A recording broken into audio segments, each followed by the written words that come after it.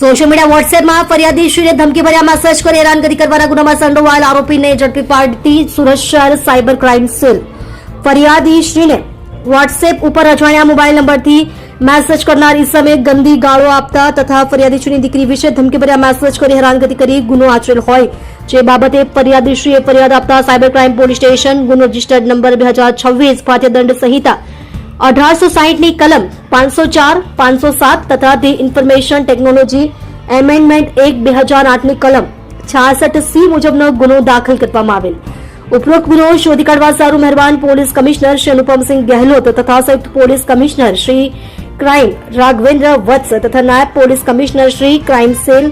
બિશાખા જૈન નાઓએ આપેલ સૂચના મુજબ મદદનીશ police commissioner Shri cyber crime SE Daniels નાઓના માર્ગદર્શન હેઠળ police inspector Shri AM Parmar નાઓએ સદર ગુનાની તપાસ માટે જરૂરી પોલીસ માણસોની ટીમ બનાવી આ ગુનામાં સંડોવાયેલ આરોપીને શોધી કાઢવા સારું જરૂરી ટેકનિકલ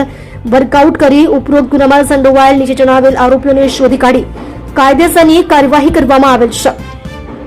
જેમાં આરોપીઓ મોહમ્મદ અશફાક નઈમુદ્દીન રિફાઈ ઉંમર વર્ષ 37 ધંધો કન્સ્ટ્રક્શન અભ્યાસ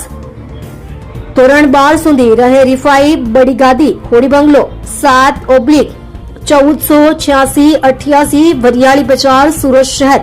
તેને પકડી પાડ્યા છે. ગુનામાં ભૂમિકા આ કામના આરોપીએ ડમી મોબાઈલ નંબરનો ઉપયોગ કરી તે નંબરના વોટ્સએપ ઉપરથી